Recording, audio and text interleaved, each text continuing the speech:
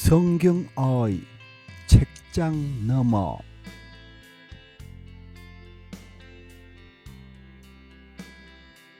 하기야 그림일 뿐이다. 사진처럼 있는 그대로 찍은 게 아니라 붓으로 그린 병풍이니 뭘 배치한들 이상할 리 없다. 성류와 산호, 잉어와 어항, 원반 모양의 옥벽과 괴이한 돌까지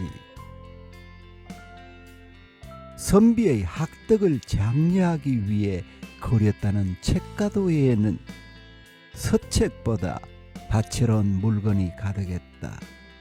장수를 기원하고 출세를 염원하며 부귀영화를 소원하는 책거리 그림이 주객이 전도된 듯 보였다. 책을 중심으로 펼쳐진 공간을 그리기보다 사이에 놓은 물건의 열망을 응집한 것 같았다. 부처의 손을 닮은 저 강귤은 실제하는 것일까? 술과 안주를 담은 주합은 어떤 의미일까?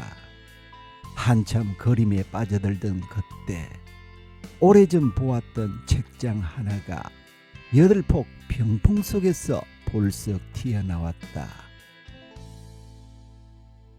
고등학생 때였다. 영문학 교수라는 친구 아버지의 서재를 열자마자 폭풍처럼 몰아치는 활자의 함성이 들렸다.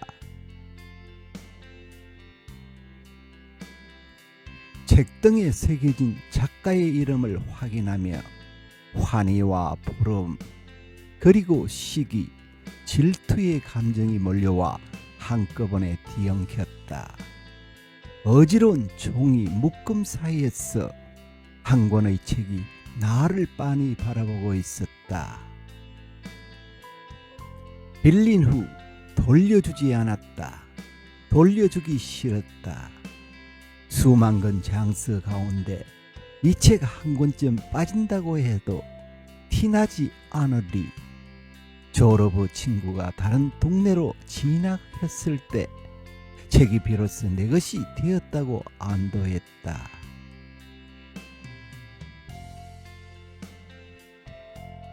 대학 입학 후 첫 교양 영어 시간, 출석을 부르던 교수님이 내 이름을 호명하더니 목을 빼고 얼굴을 찾았다. 눈이 마주치자 빙긋 웃으며 나 선미 아빠야. 김약국의 딸들은 재미있었니? 라고 물었다. 그 책을 여기서 다시 마주할 줄이야. 순간 머릿속이 하얘졌다. 어디론가 숨고 싶었다. 단순히 책 한 권의 문제가 아니었다. 책을 돌려주는 행위가 내 전체를 돌려보내는 양 두렵고 불안했었다. 마치 공소시효가 끝났다고 방심하다 뜻밖의 순간 정체가 드러난 사람처럼 결국 발각되고 말았다. 그때부터였을까 후회와 죄책감은 책에 더욱 몰두하게 했다. 어딜 가든 남의 책꽂이에 눈길이 갔다. 제목을 훑는 것만으로도 말이나 행동으로는 드러나지 않는 내면의 초상이 보였다. 무엇을 사랑하고 두려워하는지, 어떤 책에서 비롯되어 어디로 흘러가는지, 말이 뼈의 골절과 탈구를 확인하는 엑스레이라면 글은 복부 장기까지 보여주는 CT 같았다.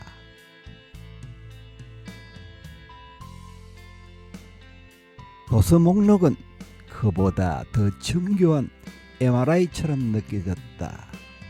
근육과 인대, 신경과 혈관까지 알려주는 MRI처럼 책장은 생각의 흐름과 지나온 흔적을 따라 사고의 원천까지 들여다보게 됐다. 아이 키우는 집 서가에는 부모가 스며 있었고 작가의 글방에는 호독이 어른거렸다. 저명 인사의 인터뷰를 보면서도 바란 내용보다 배경에 있는 책장에 시선이 갔다. 철학자의 도서 목록을 따라 고전에 심취하기도 하고 역사학자처럼 세계 지도와 연표를 벽에 걸고 시간을 거슬러 오르기도 했다. 예술가의 서재에서 아름다움을 발견하는 눈빛의 매력을 읽었고 헌법과 역사서로 빼곡한 정치인의 방에서는 그이가 꿈꾸는 세상의 뿌리를 엿보았다. 많은 책장 중에서도 소설가 김훈의 책꽂이는 인상적이었다. 벽면 4개를 꽉 채우고도 바닥과 책상이 책으로 어지러운 파란 명사들과 달리 거의 공간에는 꼭 필요한 도서 몇 권과 자전거뿐이었다. 책장은 오직 생각의 도구로만 존재했다. 단출한 그것에 함경이 있었다. 궁금증을 참지 못하고 도서관으로 달려갔다. 모든 것은 마음에서 비롯된다는 문구를 길어 올렸을 때 그동안 괴롭히던 고민들이 나를 향한 질문이었다는 걸 알았다. 내가 채워야 할 것은 책장이 아니라 내 안의 빈자리였다. 순간 용기가 솟았다. 수많은 불면의 밤이 곧 해결될 듯 싶었다. 텅 빈 작가의 책장과 내 책꽂이를 나란히 바라보았다. 어른이 되면서 제일 좋았던 것은 책을 산다고 해서 더 이상 혼나지 않아도 되는 거였다. 번 돈 대부분을 책값에 섰다. 부모 가르침대로 금소히 살았지만 활자를 향한 갈증만은 통제할 수 없었다. 책꽂이가 채워지면 지혜도 깊어지리라 믿었다. 읽는 속도가 사는 속도를 방해내지 못하는 걸 알면서도 언젠가 읽을 거라며 못 본 척했다.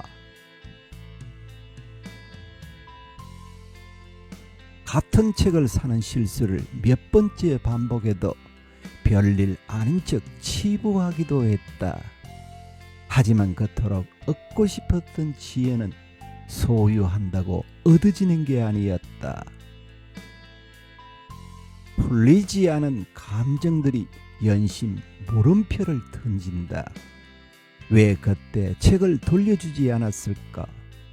책 속에서 나는 뭘 찾았나? 잃어버린 조각을 맞추는 내게 책가도가 물었다. 단번에 깨닫지 못한 걸 탓하듯 이제는 외면했던 진실을 마주하라 명한다.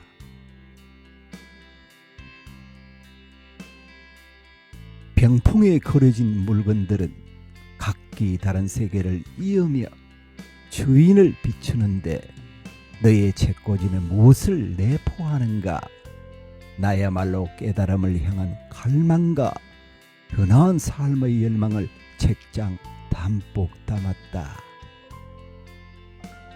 단순한 책들의 집합이 아니라 욕망이 투영된 거울이었다. 김훈의 책장에서 알아차렸다고 여겼으나 순간일 뿐이었다. 며칠 전 책 선반에 올려둔 모가도 단순한 오브제가 아닐지도 모른다. 향기롭게 살고픈 작은 바람을 모르는 새 파만 나보다. 활자를 헤맨 모든 순간이 모여 현재 내가 되었다. 지금껏 이끌어준 시간에 고개를 숙인다. 내면을 이끈 손끝을 움직여 조심스레 책가도를 그린다. 평생 간직할 책 몇 권과 꼭 필요한 물건 몇 개를 이리저리 놓아보고 끝자락에는 내일 또 올려놓는다. 서가에 있으면 입체파 화가가 된 기분이다. 다양한 색채와 크기가 조화를 이루며 제자리를 찾는다. 손끝으로 넘길 때마다 미세하게 전해지는 종이의 촉감, 속삭이듯 사각거리는 소리, 낡은 책에서는 나는 묵은내와 시큼한 새책 냄새가 오감을 자극한다. 감각이 기억과 감정을 담은 상자의 정원을 부추긴다. 젊은 나라의 방황과 지나온 실수들이 손을 흔들고 함께 나눈 대화가 종이 위에 아롱진다. 이제는 책 사이에 살기보다 책과 함께 살고 싶다. 문장의 행간에 머물며 새 화두를 찾고 이미 읽은 책과 지금 읽는 책이 어울려 균형을 이뤄준다면 더 나은 어른이 되지 않을까. 어지럽게 휘말렸던 마음을 정리하니 그 자리에 고요가 찾아온다. 정막 틈에 오롯이 섰다. 스쳐간 페이지들이 명확한 빛이 되어 먼 곳을 비춘다. 과거의 궤적이자 미래로의 스포일러인 책장 앞에서 오늘의 책을 펼친다. 오래된 책가도 앞에서 나를 그린다.